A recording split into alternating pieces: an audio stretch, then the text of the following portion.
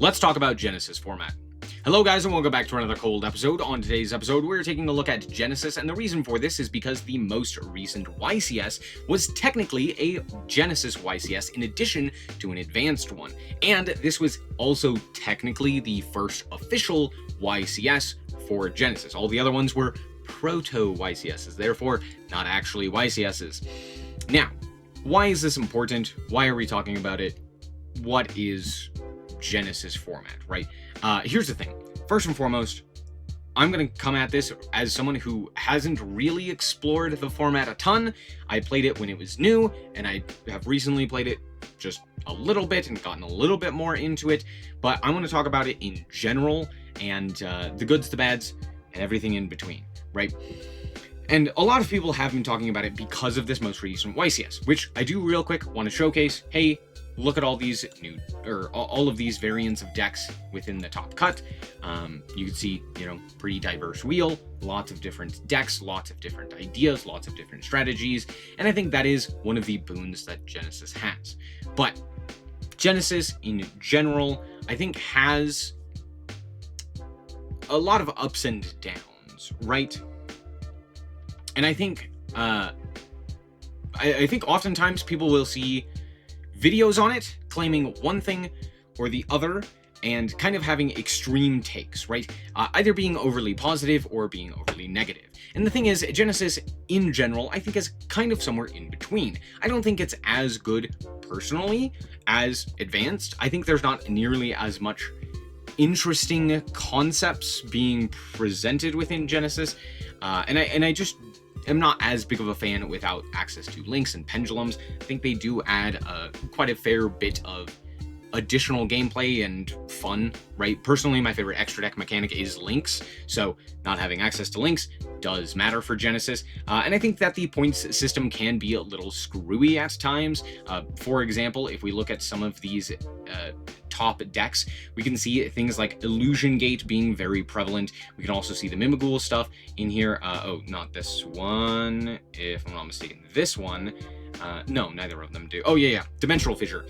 Dimensional Fissure and Shifter are very low pointed, along with Macrocosmos and the like. There's a lot of these cards that just have really bad point allocation. Even if we look at, I believe Voiceless is playing the... No. There's a bunch of them that are playing the Heralds. These ones, Cool Tune, playing the Heralds, because those are also 0 points, so Herald of Orange Light, Herald of Green Light are all fully readily available, and you can even play things like the Mudora, which is 1 point, in addition to that, to kind of add hand traps to your deck. So there's a few things in terms of balance, which Konami still not exactly perfect with, but I will say, for the most part, it is significantly better because it's handled by the TCG team, as far as I know, which is significantly better with the ban list in general, right? The TCG ban list seems to be significantly better, just in general, dealing with a lot of floodgates and a lot of problematic cards that people aren't fans of, things that help going first in particular, like the Barons and Borreloads and Barrier Statues and what have you. All of those are not playable in the TCG, and similarly, the Genesys points list does similar things, right? I believe pretty much every floodgate, except for the banished ones for some reason, the graveyard hate ones, pretty much every single one of the floodgates is at 100. The band plays on. Do you even know what that card does? I don't even know what that card does, but it's at 100 points because it's a floodgate. So there's a lot of stuff like that the balancing I do like. So again, it's that give and take, right? And that, to me, is the quintessential Genesys experience right now. However, the problem that I have had with Genesys in the past, and why I was hesitant to immediately jump into it and continue playing it, was twofold. One, not as many people watched it. Just straight up as a Yu-Gi-Oh! Tuber, I wasn't getting nearly as much interaction with Genesys, and when I played it, people were less interested. So for me, it didn't make sense to continue to play it and to continue to invest into it. That was not the main thing, though. I have never really cared too much about views, but I do care. That being said, the main reason for me Genesys was not all that interesting was due to the fact that, until now, Genesys had kind of just been a slightly worse version of, hold on. Let me find the Genesys stuff. It was basically a slightly worse version of regular. Just regular schmegular Yu-Gi-Oh! And I think that was a big problem. If we look at, the top decks here at the previous YCS, the proto YCS, it was Radiant Typhoon, Draco Tail, Vanquish Soul, Onomat at the time with like Ryzeal and stuff of that nature. And a lot of it, even Cool Tune was here and present, right? And so a lot of it felt very samey to regular Yu-Gi-Oh! However, if we look at Genesys now, look, Red Dragon Archfiend ended up taking it and was probably the breakout deck of the event. Do you know what else is playable? Mimighoul. Yeah, Mimighoul. The deck that hasn't done anything in the TCG. There's also decks like Doomsy, which is a lie. This is not Doomsy. It's actually rank 4 Turbo Slob. It's wild. And the thing is, I think until now, until more recently, Genesys hasn't had that oomph, right? It really wasn't different from just linkless Yu-Gi-Oh, right? It's like, oh, why would I play regular Yu-Gi-Oh? Why would I play Genesys as opposed to just playing regular Yu-Gi-Oh? They were basically the same format. And now I think there is enough of a niche that Genesys feels different. It is now a different experience, and it is something that is wholly unique to Advanced. And I think that wasn't there previously and is one of the main reasons as to why I stopped playing. As of now, I will also say that Genesys just is more fun. Like, it actually has a lot more nuance in gameplay than something like Modern Yu-Gi-Oh! Does. Because Modern Yu-Gi-Oh! Falls into a bunch of pit traps that have really been plaguing it for a long time. A lot of going first is just kind of FTKing the opponent, preventing them from playing the game, and locking them out of the game.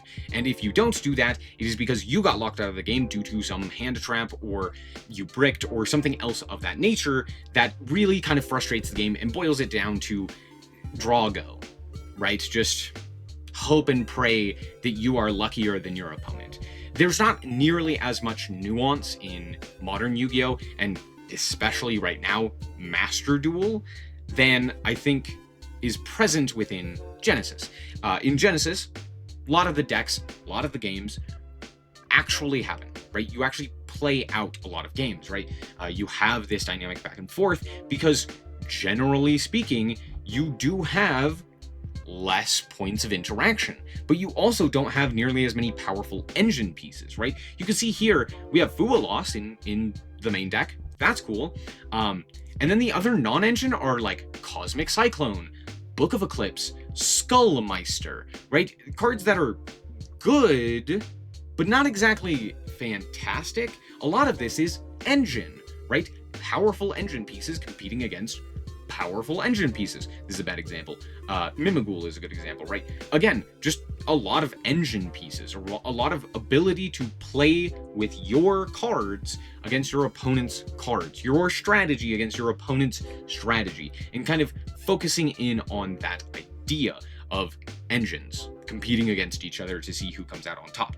Obviously, still backed up by powerful non-engine pieces, right? But a lot of it is just like, okay, how do we most effectively get from how effectively do we use our strategy against our opponent, right? And having played the format a little bit more recently, there are some things that I still am not that big of a fan of. For example, again, links are banned. I've said it, links are my favorite, but losing access to a bunch of strategies that specifically function around links is frustrating. Because, for example, I really like Tri-Brigade. Tri-Brigade's just unplayable. The entire reason as to why I like Tri-Brigade is due to the mechanics surrounding link summoning. But when you take away link summoning, what's Tri-Brigade gonna do? Stare at you? They kind of lose all of their nuance and all of their flavor. And I think that is something that is frustrating because there's a lot of newer strategies that do center around link summoning. I mean, even if we were to look at some of the more recent YCSs in general, hold on, or just more recent events in general as well, right? You will see that just generically, there are still strategies at the top, right, that use links. Sky Striker is an example. You have Mitsu that has mostly link monsters. Malice still exists and it's entirely link monsters. RB is basically all link monsters, right? So there's still some of these newer strategies that are just unplayable and basically can't be played because of the fact that link monsters don't exist. And I think that is, in my opinion, a problem with Genesys for a lot of players, including myself. It's one of the reasons why I'm not going to jump first or like head first into Genesys and like really invest my time into it, even though there are decks that I can play that I'm really big fans of. For example, Clown Crew saw actual representation within Genesys. I'm a big fan of Clown Crew, and it's basically not at all relevant within the TCG. Just no representation in the TCG. However, there's another one, Dark Lord, which, by the way, I ended up playing last night, or at least last night from recording this. And I will say, this is a really cool deck. This is a really cool strategy. Dark Lord has some points attached to it, most notably Eggshell, so that the draw engine is a little bit pointed, and that you can't just slap this into any other strategy. But for the most part, it is a relatively cheap deck. And because of that, you get to play things like Ash Blossom, which is at 20 points, by the way. And people are wondering why we should ban Ash Blossom. No, beside the point. Again, this is one of those interesting facets of Genesys where it's like, oh, you get to play some of these more pointed cards, but only if your deck is significantly weaker, right? Like, Dark Lord is not necessarily a fantastic deck. It sometimes does things, but it does have the ability to brick. And it, even with the new support, isn't insane by any stretch of the imagination, right? However, because of that, because of the lack of points, right? You can see there's 15 points here, and then here we have searchable Forbidden Crown and Forbidden Droplet, which are both 10 points. So that's a total of 35 points. We still have access to a myriad of points available to us, which this player elected to throw in Ash Blossom, right? But this could also be a bunch of other pieces, right? This could be Nibiru's, this could be Fua, this could be, again, a myriad of other different pointed cards. And I think that is something that Genesys does really well, which is deck building in general. I think you can really express yourself within deck building and figure out how it is that you specifically want to play out the matchup, right? Even if we go back to the YCS, right? We can see here there were multiple Mimighoul players, but each Mimighoul player was playing vastly differently. You can see this one was playing a bunch of Lyralisks and focusing on utilizing the rank 1 synergies to go into like Zeus and what have you, playing some more board breakers alongside that as well. Whereas if we look at the other Mimighoul, it was mostly Mimighoul. There were not a single Lyralisk in here, and it was, again, focused on more of like this control banish style strategy, utilizing things like Shifter and even different Dimension Ground is in here. So kind of locking out the graveyard and focusing in on the actual Mimighoul effects as opposed to the rank 1 style. And those are two vastly different decks, even though they're technically the same archetype. And I think that is a really cool niche within Genesys. However, on that same idea, that's one of my biggest problems with it as well. In modern Genesys, basically every deck is different. You don't get a similar matchup. You don't get to study a matchup and really understand the complexities and the ideas present within one particular matchup. You don't get to lab one matchup and figure out how to best beat it, or how to play against it, or the mirror match, or something of that nature. You are going to play against a whole bunch of different strategies and basically never play the same deck, which I find frustrating, because I think Yu-Gi-Oh! Has a much better time when it is a basically solved format. Solved is not the right term. When it is a smaller format where you get to really lab against very specific strategies and figure out very specific lines against these general ideas. I think that is where Yu-Gi-Oh! Does shine, right? Some of the best formats in my mind, in recent memory, have been those of 4 to 5 decks within the metagame, or at the very least 2 to 3 top tier decks, and then a few smatterings of other decks around the periphery, right? For example, the Unchained format, I can't remember what set that was, but the Unchained Rescue Ace Tier Limit style format, that one had 3 to 4 top tier decks, which was really cool. The Jush format, which had about 5 top tier decks, Mitsu, Malice, Dracotail Rise, or Dracotail, Vanquish Soul, and the other one whose name I can't remember, Yummy, right? 4 to 5 top tier decks that most people were playing. Really solid format, right? And then the list goes on, right? Pote is another great example, right? Prior to the Ishizu cards, you had basically Tearlament and Sprite being the top 2 decks, with some Math Mech in there and some Flunder in there, if I'm not mistaken. So not a ton of different strategies, but that was a stellar format. And I think, again, Yu-Gi-Oh! Really does thrive on really focusing in on a few top strategies and making sure that those decks really work, and kind of figuring out those matchups. I think that is where it really does shine. But that being said, if you like diverse formats, I'm personally not a fan of them, but if you do like diverse formats, there's a ton of different decks within Genesys. So it is, again, still that give and take. And I think that really is, again, the essence of Genesys. It is that idea and that concept of not quite perfect, but really good. It's got a lot of really solid stuff going on, right? It's got really fun gameplay. I will say it is really fun to just genuinely play, but I don't necessarily think it has that depth that something like regular Yu-Gi-Oh! Has, right? That advanced has. And I think a lot of that is due to the fact that there are decks that are pointed, right? Technically speaking, I think it does have the ability to be very diverse, and like there are a lot of options available to you. I don't necessarily think that it is not deep, but I just don't think that it's as holistically fun as something like modern Yu-Gi-Oh!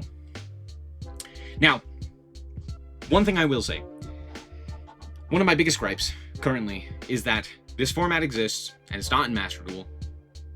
Why is it not in Master Duel? This is not exactly a difficult thing to code or to program, because almost every alternate way to play Yu-Gi-Oh! Has some way to play Genesys format in some capacity. It is not difficult to throw Genesys onto Master Duel.